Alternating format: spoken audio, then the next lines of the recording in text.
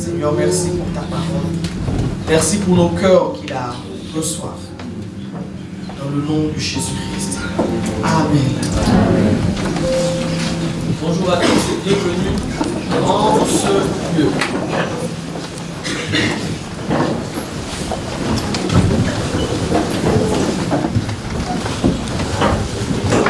Nous trouvons nos Bibles dans 1 Thessaloniciens, chapitre 4. Première épître de Paul à l'église de Thessalonique. Chapitre 4, les versets 1 à 8. 1 à 8. Au reste, frères, puisque vous avez appris de nous comment vous devez vous conduire et plaire à Dieu, et que c'est là ce que vous faites, nous vous prions et nous vous conjurons au nom du Seigneur Jésus de marcher à cet égard de progrès en progrès. Vous savez en effet quels préceptes nous vous avons donnés de la part du Seigneur Jésus. Ce que Dieu veut, c'est votre sanctification. C'est que vous vous absteniez de l'impudicité. C'est que chacun de vous sache posséder son corps dans la sainteté et l'honnêteté, sans vous livrer à une convoitise passionnée, comme font les païens qui ne connaissent pas Dieu. C'est que personne n'use de fraude envers et de cupidité dans les affaires, parce que le Seigneur tire vengeance de toutes ces choses, comme nous vous l'avons déjà dit et attesté. Car Dieu ne nous a pas appelés à l'impureté, mais à la sanctification. Celui donc qui rejette ses préceptes ne rejette pas un homme, mais Dieu qui vous a aussi donné son Saint-Esprit. Amen. Nous sommes dans la saison de Kedesh. Et nous avons dit que Kedesh veut dire saint. Kedesh veut dire mis à part. Kedesh veut dire consacré. Et en ce matin, nous allons apprendre ce qu'est le désir de Dieu. Comme tout parent responsable, Dieu a des plans merveilleux pour ses enfants que nous sommes. Et si nous suivons ces instructions, nous vivrons ce qu'il en réserve pour nous. 1 Jean 5,3 nous dit, car l'amour de Dieu consiste à garder ses commandements, et ses commandements ne sont pas pénibles. Nous avons reçu de la part du Père tout ce qui est nécessaire à notre vie de piété. Cela veut dire que chaque enfant de Dieu a en lui la capacité de résister face au péché et de remporter la victoire. La vie de sanctification dont nous parlons depuis un moment déjà ne doit pas rester quelque chose de théorique au quotidien. Jésus ne nous aurait pas demandé de vivre la sanctification s'il n'avait pas au préalable mis en nous la capacité de vivre cette sanctification. Et la sanctification est le désir de Dieu pour ses enfants. La sanctification est quelque chose de très important parce que sans la sanctification, nous ne verrons pas le Seigneur. Et le texte que nous avons lu met l'accent sur plusieurs points importants pour notre vie de sanctification.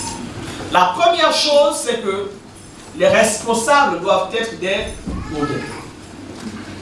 Au verset 1, il dit, au reste, frères, puisque vous avez appris de nous comment vous devez vous conduire et plaire à Dieu. De manière générale, le chrétien doit être un modèle pour la société. Mais de façon encore plus appuyée, celui qui dans la maison de Dieu a une quelconque responsabilité doit être un modèle que les autres chrétiens peuvent suivre. Aujourd'hui, il est triste de constater que ceux-là qui sont à la tête de l'Église ne vivent pas forcément la vie de sanctification qu'ils exigent de leurs membres. Aujourd'hui, quand on regarde la vie de certains pasteurs, on pourrait se dire qu'ils sont au-dessus de la Bible. Ils sont au-dessus de la parole de Dieu. Et le manque d'impact, c'est le manque de puissance qu'on constate dans l'Église. Est simplement dû en partie au fait que le péché a corrompu et a gangréné les hauts sommets de l'Église. Dans Jacques 1, verset 3, l'apôtre Jacques nous dit, « Mes frères, qu'il n'y ait pas parmi vous un grand nombre de personnes qui se mettent à enseigner, car vous savez que nous serons jugés sévèrement. » Et Pierre 4, 17 nous dit, « Car c'est le moment où le jugement va commencer par la maison de Dieu. » Bien aimé, la sanctification, nous devons la vivre. Et encore plus quand on est responsable dans l'Église. Nous devons être un modèle. Nous devons être des gens vers qui les autres chrétiens peuvent se tourner pour voir à quoi ressemble une vie de sanctification. Être responsable, ce n'est pas seulement les honneurs, mais c'est avant et surtout des responsabilités. Et en tant que responsable, j'ai la responsabilité d'être un modèle pour vous. J'ai le devoir d'être un modèle pour vous. Et il en est de même pour tous les responsables. Et celui qui veut avancer dans sa foi n'a qu'à simplement lever les yeux vers les responsables. Si tu ne sais pas ce que veut dire concrètement vivre la sanctification, fixe tes yeux sur les responsables. 1 Corinthiens 11, verset 1, l'apôtre Paul dit « Soyez mes imitateurs, comme moi-même je le suis de Christ. » Et dans Philippiens 3, 17, il dit « Soyez tous mes imitateurs, frères, et portez les regards sur ceux qui marchent selon le modèle que vous avez en nous. » Bien aimé, tu cherches un modèle, sans orgueil, sans prétention, je suis un modèle. Aussi longtemps que je marche selon la parole de Dieu, tu peux fixer tes regards sur moi et aller de l'avant. Nous devons être un. La seconde chose, c'est qu'il n'y a pas de sanctification sans la parole. Toujours au verset 1, il dit, puisque vous avez appris de nous comment vous devez vous conduire et plaire à Dieu, et que c'est là ce que vous faites. Vous avez appris de nous comment? Par les enseignements. Être saint, c'est acquérir la nature de Dieu. Et c'est dans la Bible que nous découvrons le caractère de Dieu. C'est la Bible qui nous parle de la nature de Dieu. Les enseignements posent une ligne directrice sur laquelle le chrétien doit aligner sa vie. La parole de Dieu nous montre quoi faire pour plaire à Dieu. Quelqu'un a dit, pour mieux connaître Dieu et pour l'aimer davantage, il est nécessaire de vivre conformément aux enseignements des Écritures. Ce qui est la seule façon de progresser dans la vie spirituelle et de se rapprocher de la perfection de Dieu. Tu veux être saint? Lis ta Bible.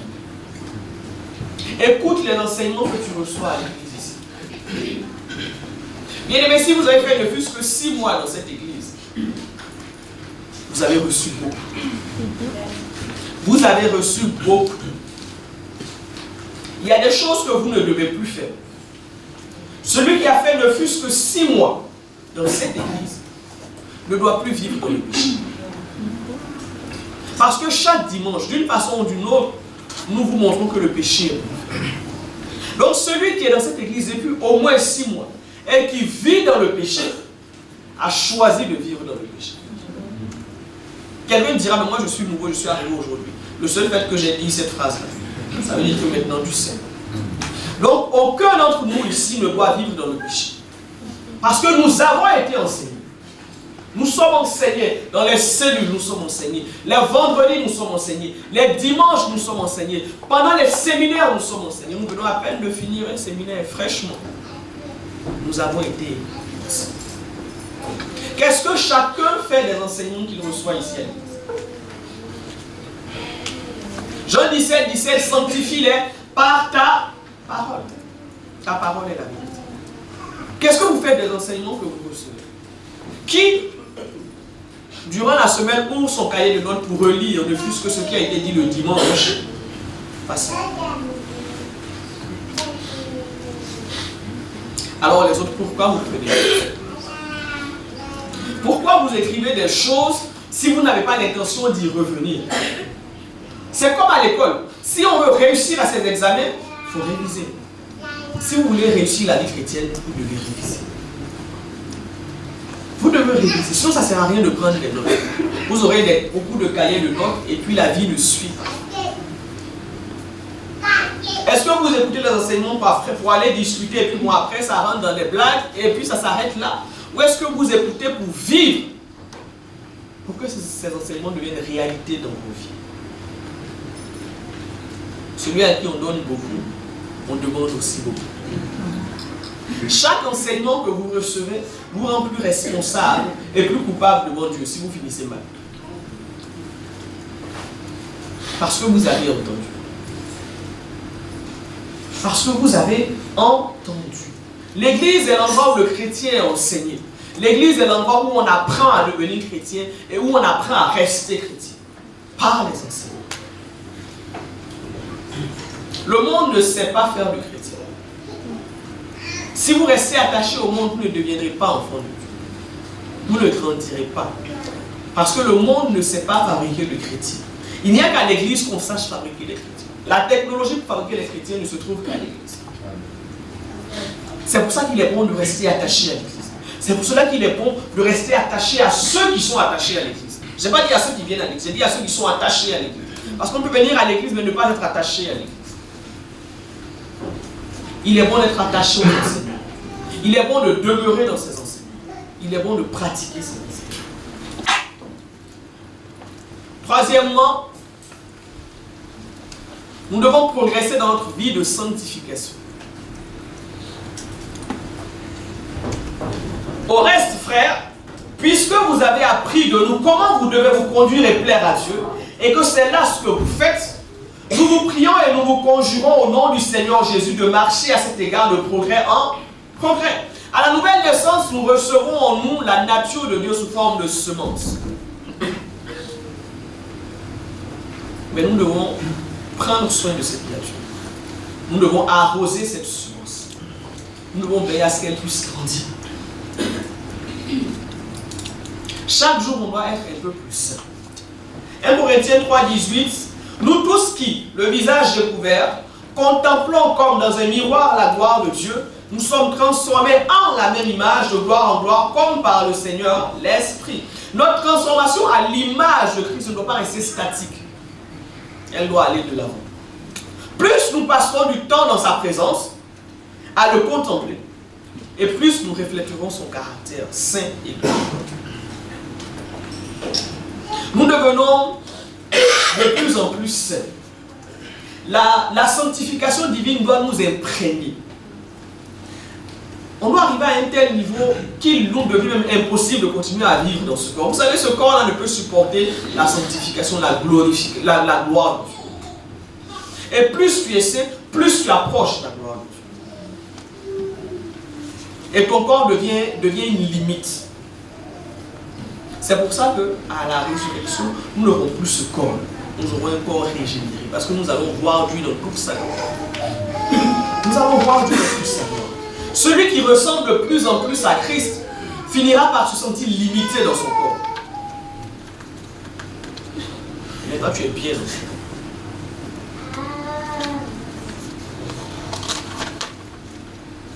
1 Corinthiens 15, 42 à 44.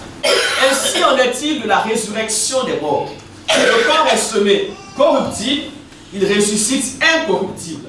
Il est semé méprisable, il ressuscite glorieux. Il est semé infirme, il ressuscite plein de force. Il est semé corps animal, il ressuscite corps spirituel.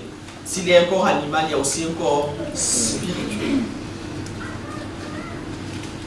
Nous devons grandir dans notre sanctification. Nous devons grandir dans notre sanctification. Et on doit se fixer des objectifs.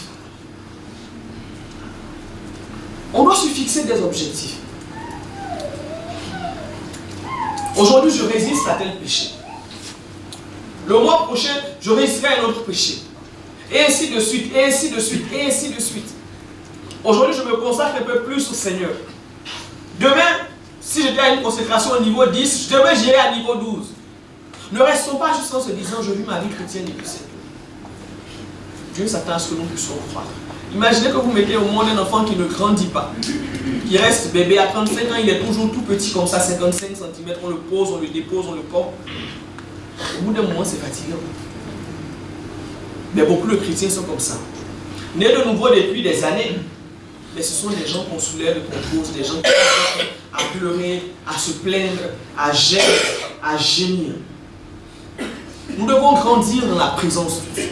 Nous devons grandir dans notre marche avec le Seigneur. Nous devons faire preuve de maturité. Un chrétien mature, c'est un chrétien qui ne se plaint pas. S'il faut se plaindre, il se plaint auprès du Seigneur. C'est un chrétien qui ne passe pas son temps à pleurer.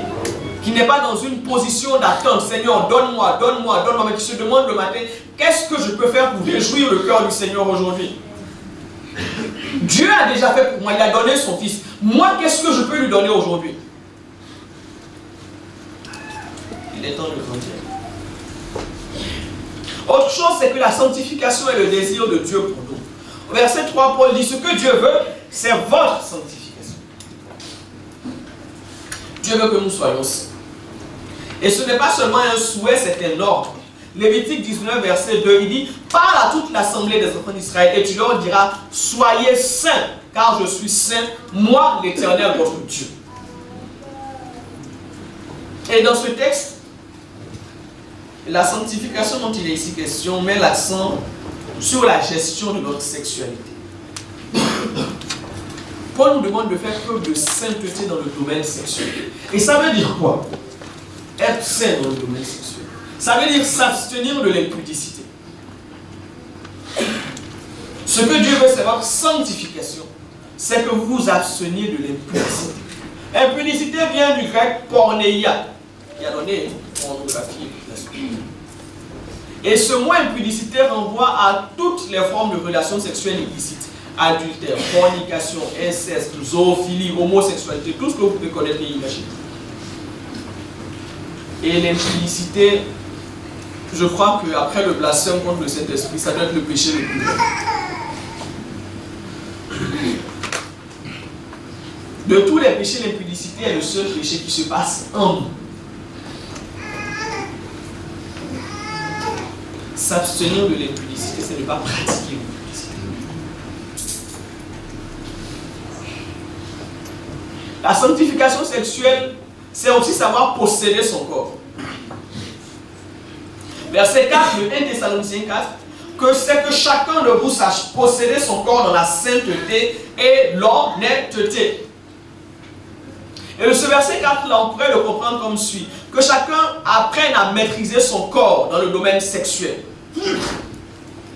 Que chacun apprenne à bien vivre avec sa femme dans une harmonie sexuelle honorable et non dans l'exploitation ou la manipulation sexuelle.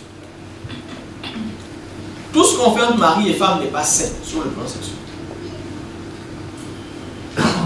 On doit vivre de manière honorable.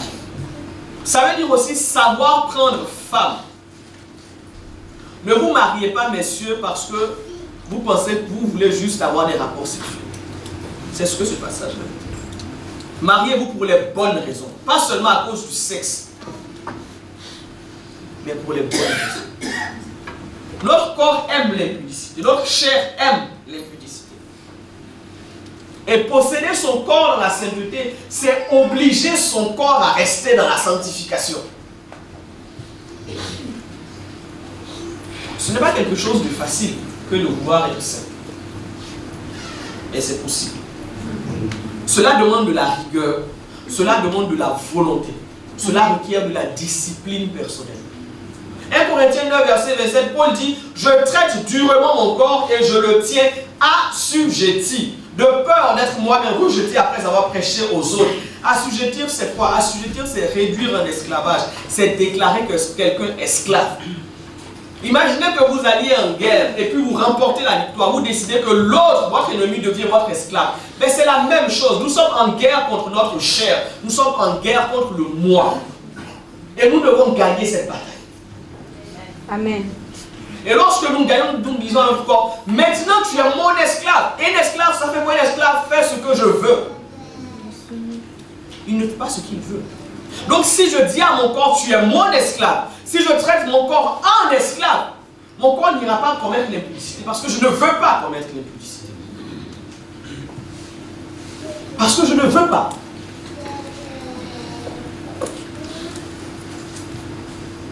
L'impudicité est très grave. C'est très grave. Celui qui pratique l'impudicité souille le temple de Dieu. Il détruit le temple de Dieu. 1 Corinthiens 3, 16 à 17. Ne savez-vous pas que vous êtes le temple de Dieu, que l'Esprit de Dieu habite en vous? Si quelqu'un détruit le temple de Dieu, Dieu le détruira. Car le temple de Dieu est saint et c'est ce que vous êtes. Nous sommes le temple de Dieu. Et c'est un temple qui est saint.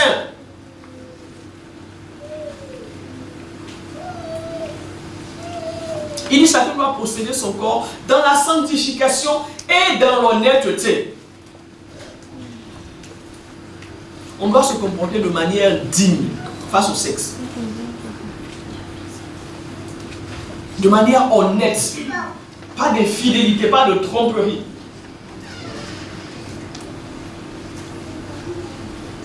Nous devons tenir compte du prix que Christ a payé. Nous avons été rachetés à un prix. C'est au prix de son sang que Christ nous a rachetés. Ne vilipendons pas nos corps pour des plaisirs éphémères. Ne méprisons pas le sacrifice de Jésus. Celui qui se livre à l'impudicité méprise ce que Jésus a fait à la croix. Celui qui se livre à l'impudicité réduit à zéro ce que Christ a fait à la croix. Et il sera jugé pour cela.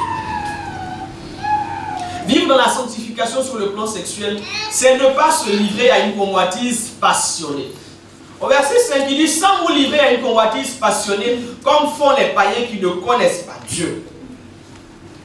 Paul nous appelle à ne pas désirer ce qui est interdit. À l'époque de l'apôtre Paul, d'ailleurs comme aujourd'hui, les gens fonctionnaient et obéissaient aveuglement à leurs émotions et pulsions. Ce que tu veux, tu fais. Ce que tu sens, tu laisses libre cours. Fais ce qui te plaît.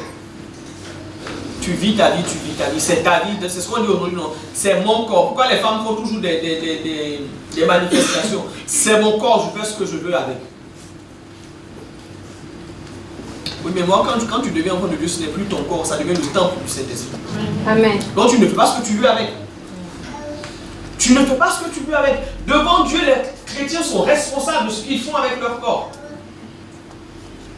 Devant Dieu, nous allons rendre compte.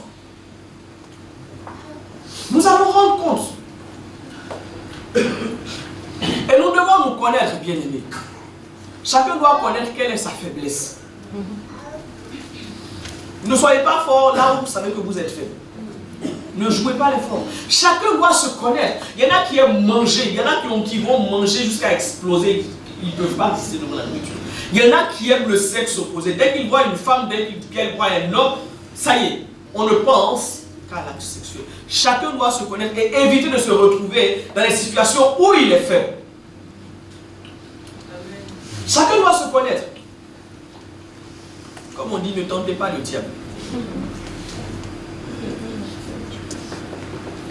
Chacun doit se connaître. Et face à l'impudicité, la Bible nous donne une seule recommandation. 1 Corinthiens 6, 18. Fuyez l'impudicité. Fuyez l'impudicité. Il n'y a qu'avec Dieu que fuir est une tactique dans la bataille. Il dit fuyez. Il n'a pas dit affronter. Il ne dit pas non, j'ai le casque du salut. J'ai ceci. Non, non, non. Il sait que tu as le bouclier de la foi, tu as le casque du salut, tu as l'évangile comme le zèle de l'évangile. Il connaît toutes ces choses, c'est lui qui te les a données. Mais il dit face à l'impudicité, fuis.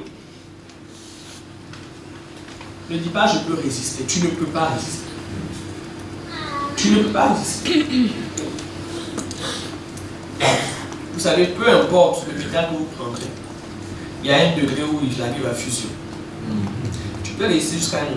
Mais un jour bien là où tu ne vas pas, tu vas fondre. Fuyons l'impudicité. Vivre dans la sanctification sexuelle, c'est ne pas faire comme les païens. Au verset 5, il dit de ne pas se livrer à une convoitise passionnée comme font les païens qui ne connaissent pas Dieu. L'essence du paganisme, c'est de se laisser aller à tout et à n'importe quoi. Les païens vivent comme des animaux. Un chien, quand il a envie, il commence à bouger derrière tout ce qui bouge. Et bien les païens, c'est comme ça. On ne se retient pas. Mais Galates 5, verset 24, on dit que ceux qui appartiennent à Jésus-Christ ont crucifié l'homme livré à lui-même, avec ses passions et ses désirs. Si tu es enfant de Dieu, tu dois avoir crucifié l'homme livré à Dieu. L'ancien toi, qui faisait ce qu'il voulait, comme il voulait et quand il voulait. Colossiens 3, verset 5. Faites donc mourir tout ce qui, dans votre vie, appartient à la terre. c'est-à-dire l'inconduite, l'impureté, les passions incontrôlées, les désirs mauvais et la soif de posséder qui est une idolâtrie. L'enfant de Dieu doit être différent du chrétien dans son comportement. L'enfant de Dieu doit être différent. Si on n'arrive pas à faire la différence entre le païen et nous, ça veut dire qu'on est païen. Pas que le païen est devenu chrétien. Ça veut dire que nous, qui nous disons chrétiens, nous sommes devenus des païens. On doit être différent. Dans notre façon de parler, dans notre façon de concevoir même le sexe.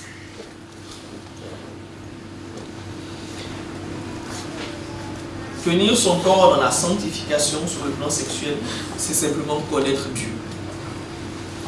Comment être saint si tu ne connais pas le Dieu qui t'appelle à la sainteté? Connaître, c'est avoir de la considération. C'est discerner, c'est expérimenter.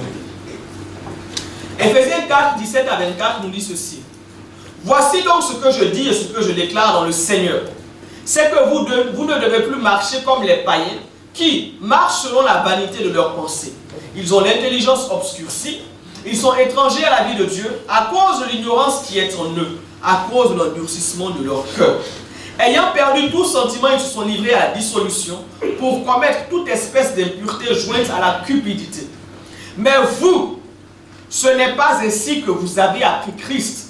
Si du moins vous l'avez entendu, et si conformément à la vérité qui est en Jésus, c'est en lui que vous avez été instruits à vous dépouiller, eu égard à votre vie passée du vieil homme qui se corrompt par les convoitises trompeuses, à être renouvelé dans l'esprit de votre intelligence et à revêtir l'homme nouveau, créé selon Dieu dans une justice et une sainteté qui produit la vérité. Bien-aimé, Christ doit être connu.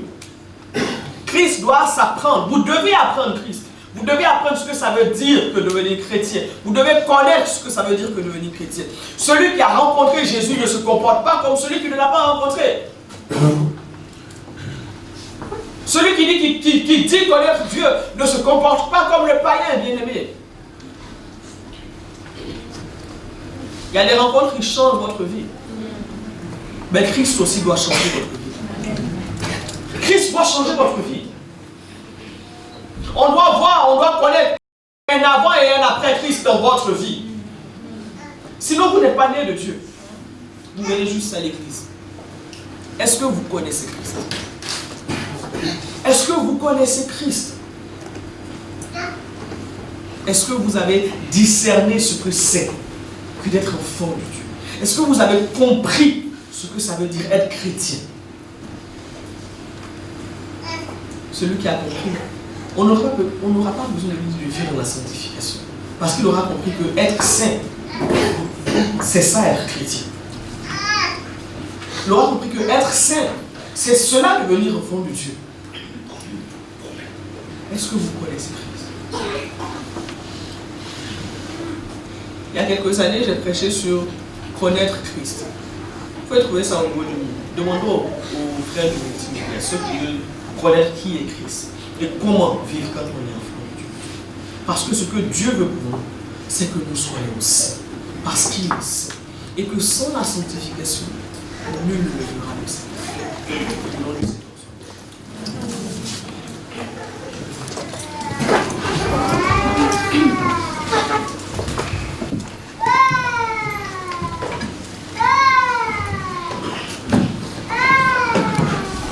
Nous avons élevé nos voix.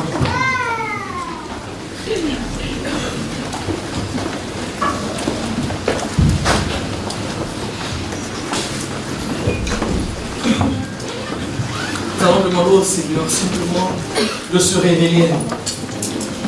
Celui qui connaît Jésus tel qu'il est, même sans enseignement, il y a des choses qu'il ne fera. Parce que l'Esprit de Dieu en lui dira que ça, tu ne peux pas faire. Demandons au Seigneur de se révéler à nous. On a chanté, les yeux ont vu l'agneau. Que réellement les yeux de nos cœurs puissent voir l'agneau ce matin.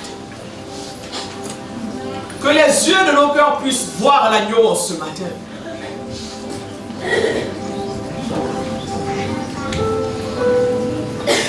Et on ne peut voir l'agneau que si on est né de nouveau. Si on est en alliance avec le Seigneur Jésus.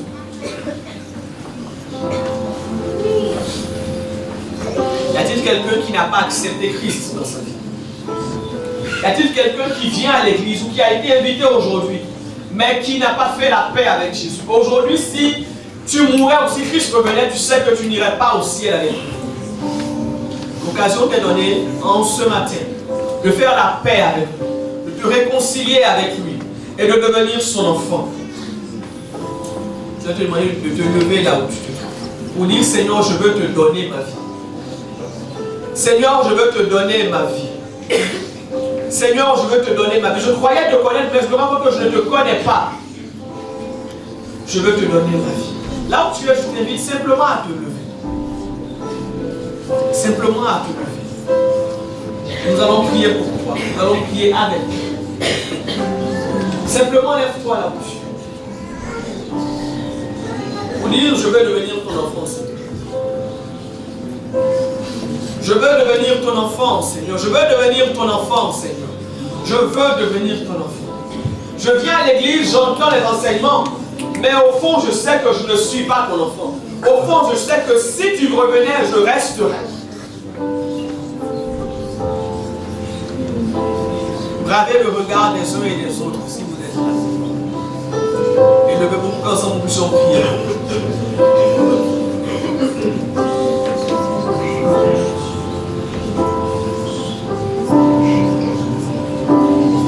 Y a-t-il quelqu'un qui est né de nouveau, mais qui réalise qu'il ne connaît pas Christ?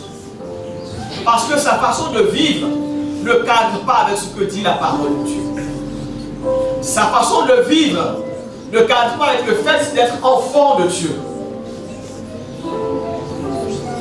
Si cette personne est là et qu'elle veut abandonner cette façon de vivre qui n'est pas correcte vis-à-vis du Père, qui n'est pas correcte en tant qu'enfant de Dieu, je vais lui demander elle aussi de se lever.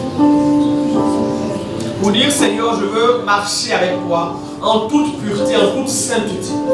Mon comportement n'est pas comme tu veux.